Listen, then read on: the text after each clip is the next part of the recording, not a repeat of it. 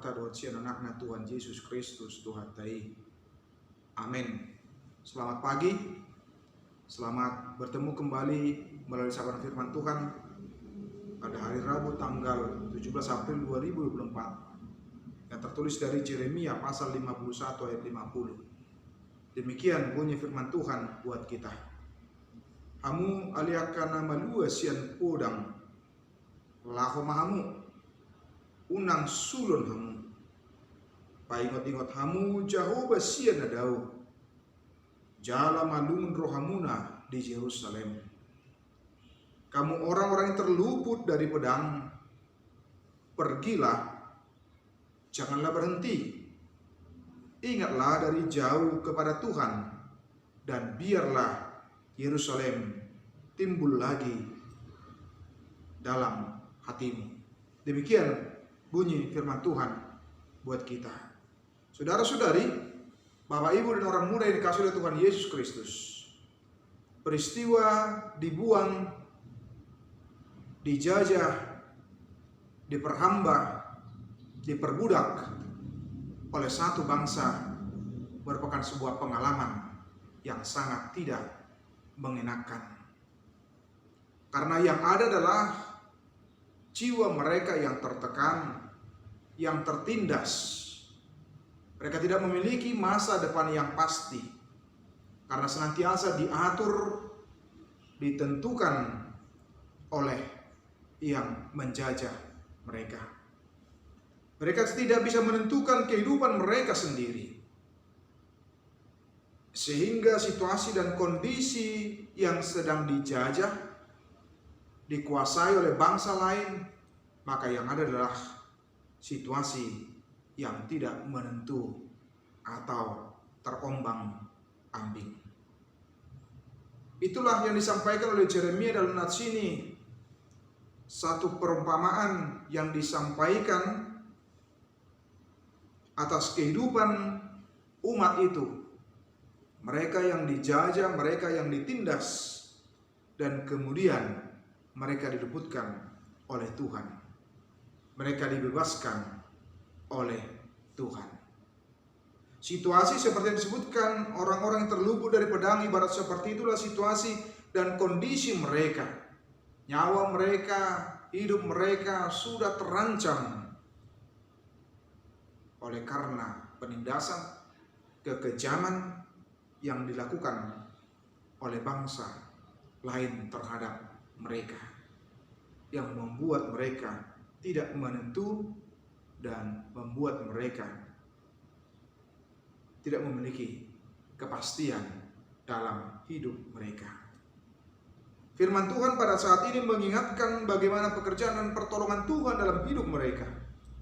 Kalau mereka diibaratkan seperti harus berhadapan dengan pedang dalam keseharian hidup mereka, yang menunjukkan bahwa nyawa mereka terancam, hidup mereka terancam, tetapi kemudian disebutkan dilepaskan oleh Tuhan, dan Tuhan mengatakan kepada mereka supaya mereka boleh pergi, karena Tuhan sudah meluputkan mereka dari pedang, dari ancaman, dari musuh yang besar, musuh yang begitu luar biasa yang mereka alami dan hadapi. Tapi ada hal yang perlu diingat dalam nats ini ketika disebutkan, ingatlah dari jauh kepada Tuhan dan biarlah Yerusalem timbul lagi dalam hatimu. Itu menunjukkan bahwa mereka boleh lepas dari kekuasaan bangsa yang lain, bahwa mereka bisa lepas dari penindasan, bahwa mereka bisa lepas dari pedang bangsa lain. Semuanya itu tidak lain, tidak bukan adalah karena pertolongan dan karena kemurahan Tuhan. Sehingga dalam kehidupan kita juga mengingatkan kita di tengah-tengah kehidupan kita, seberat dan sesulit apapun yang sedang kita alami dan kita hadapi, marilah percayakan semuanya kepada Tuhan.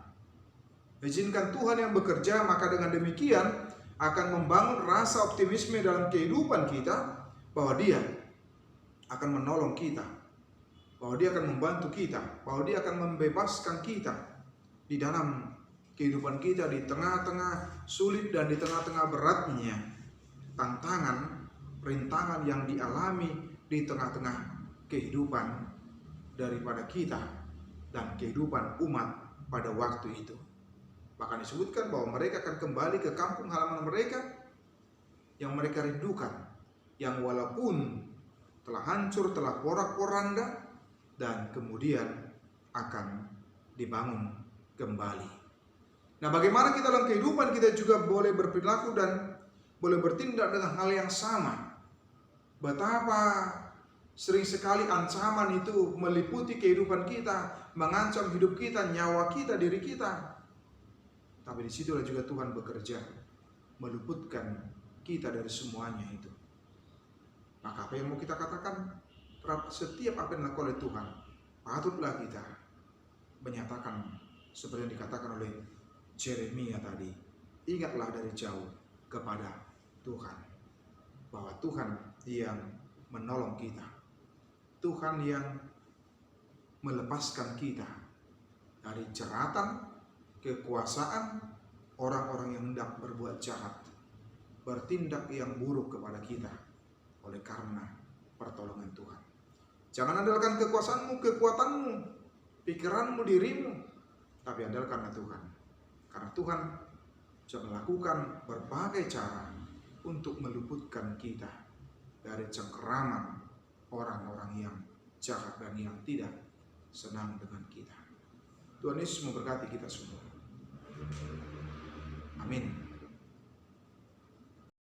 Kasih karunia dari Tuhan Yesus Kristus serta kasih setia Allah Bapa dan persekutuan Roh Kudus memberkati dan menyertai kamu sekalian hari ini, esok, dan sampai selama-lamanya. Amin.